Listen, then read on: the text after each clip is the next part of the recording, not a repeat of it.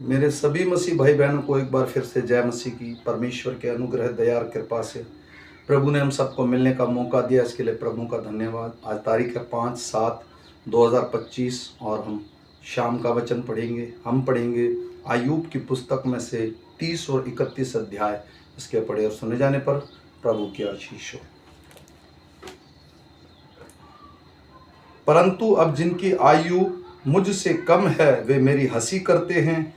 वे जिनके पिताओं को मैं अपनी भेड़ बकरियों के कुत्तों के काम के योग्य भी न जानता था, उनको बुजबल से मुझे क्या लाभ हो सकता है। उनका पौरुष तो जाता रहा। वे दरिद्रता और काल के मारे हुए दुबले पड़े हुए हैं। वे अंधियारे और सुनसान स्थानों में सूखी धूल फांकते हैं। वे झाड़ी के आसपास की लोनिया साग तोड़ लेते और झाऊ की जड़ें खाते हैं। वे मनुष्यों के बीच में से निकाले जाते हैं और उनके पीछे कोई पुकार होती है, जैसे चोर के पीछे। डरावने नालों में, भूमि के बिलों में और चट्टानों में उन्हें रहना पड़ता है। वे झाड़ियों के बीच रेंकते और बिच्छू पौधे के नीचे इकट्ठा पड़े रहते हैं। वे मूढ़ों और नीच लोगों के वंश हैं, जो मार मार के इस देश से निकाले गए थे।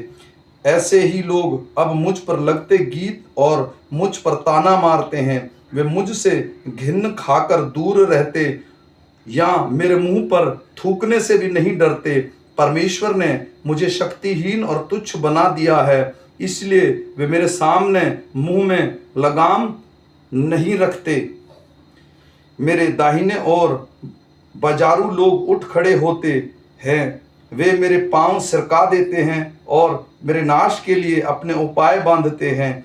जिनके कोई सहायक नहीं, वे भी मेरे रास्ते में बिगाड़ते और मेरी विपत्ति को बढ़ाते हैं। मानो बड़े नोक से घुसाकर वे आ पड़ते हैं और उजाड़ के बीच में होकर मुझ पर धावा करते हैं। मुझ में घबराहट छा गई है और मेरा रईसपन मानो वायु से उड़ाया गया और मेरे कुशल बादल के समान जाता रहा। अब मैं शोकगार में डूबा जाता हूँ। दुख से के दिनों ने मुझे जकड़ लिया है। रात को मेरी हड्डियां मेरे अंदर छिद जाती हैं और मेरी नसों में चैन नहीं पड़ता। मेरी बीमारी का बहुतायत से मेरे वस्त्र का रूप बदल गया है। वह मेरे कुत्तों के गले के समान मुझसे लिपटी हुई है। परमेश्वर ने मुझको कीचड़ में फेंक दिया और मैं मिट्टी में राख के तुल्य हो गया हूँ। मैं तेरी दुहाई देता हूँ परंतु तू नहीं सुनता। मैं खड़ा रहता हूँ परंतु तू मेरी ओर घूरने लगता है। तू बदलकर मुझ पर कठोर हो गया है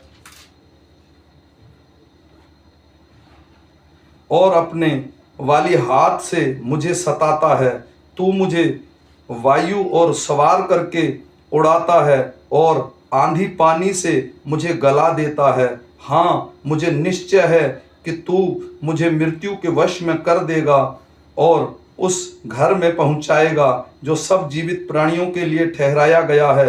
तो भी क्या कोई गिरते समय हाथ न बढ़ाएगा और क्या कोई विपत्ति के समय दुहाई न देगा। क्या मैं उसके लिए रोता नहीं था जिनके दुर्दिन आते थे? क्या दरिद्र जन के कारण मैं प्राण से दुखित ना होता था? जब मैं कुशल का मार्ग जोता था तब विपत्ति आ पड़ी और जब मैं उजियाले की आशा लगाए था तब अंधकार छा गया। मेरी अंतड़ियां निरंतर उबलती रहती हैं और आराम नहीं पाती। मेरे दुख के दिन आ गए हैं। मैं शोक का पहरावा पहने हुए मानो बिना सूर्य की गर्मी से काला हो गया हूँ। मैं सभा में खड़ा होकर सहायता के लिए दुहाई देता हूँ। मैं गीदड़ का भाई और शतरमुर्ग का संगी हो गया हूँ। मेरा चमड़ा काला होकर मुझ पर से गिरता जाता है और ताप के मारे मेरी हड्डियां जल गई हैं। इस कारण मेरी वीणा से विलाप और मेरी बांसुरी से रोने की ध्वनि निकलती है।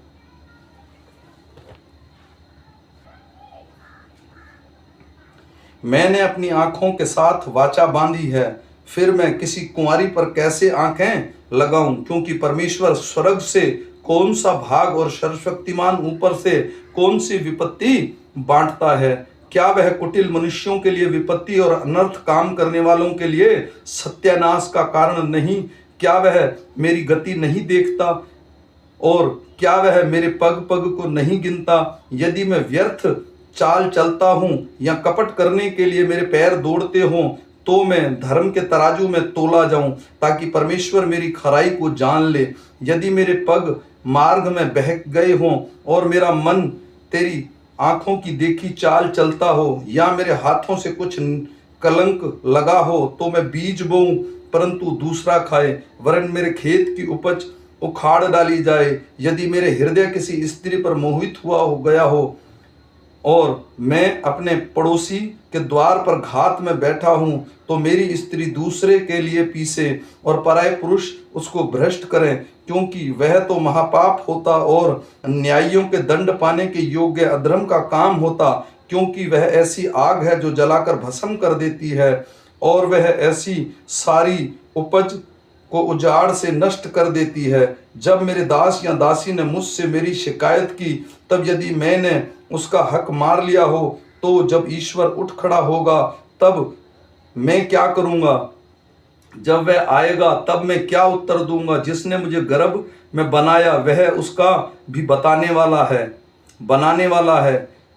क्या एक ही ने हम दोनों की सूरत गर्भ में नहीं रची थी? यदि मैंने कंगालों की इच्छा पूरी ना की हो, या मेरे कारण विधवा की आंखों में कभी निराशा छाई हो, या मैंने अपना टुकड़ा अकेला खाया हो और उसमें से अनाथ न खाने पाए हो, परंतु वह मेरे लड़कपन ही से मेरे साथ इस प्रकार पाला, जिस प्रकार पिता के साथ और जन्म ही से विधवा को पालता आया हूँ।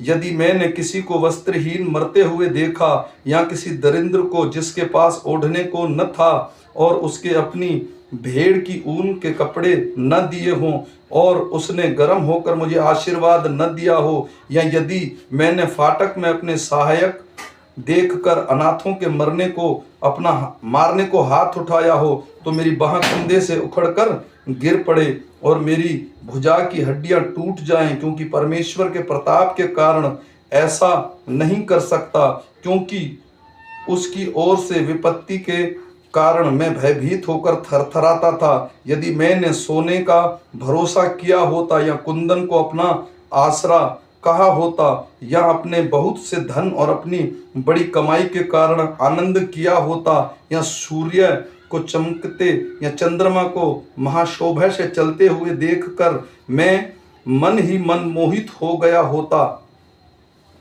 और अपने मुंह से अपने हाथ चूम लिया होता, तो यह न्याय के दंड पाने के योग्य अधर्म का काम होता, क्योंकि ऐसा करके मैंने सर्वश्रेष्ठ परमेश्वर का इनकार किया होता। यदि मैं अपने बैरी के नाश से आनंदित होता, या जब उस पर विपत्ति पड़ी तब उस पर हंसी करता होता, परंतु मैंने तो उसको शाप देते हुए और ना उसके प्राणदंड की प्रार्थना करते हुए अपने मुंह से पाप किया है। यदि मेरे डेरे के रहने वाले ने यह कहकर कहा होता, ऐसा कोई कहाँ मिलेगा तो जिसके यहाँ का मांस खाकर तृप्त न हुआ हो, परदेसी को सड़क पर टिकना न पड़ता था, मैं बटोही के लिए अपना द्वार खुला रखता था। यदि मैंने आदम के समान अपना अपराध छिपाकर अपने अधर्म को ढांप लिया हो, इस कारण कि मैं भीड़ भाड़ के भय खाता था, या कुलीनों की घृणा से डर गया,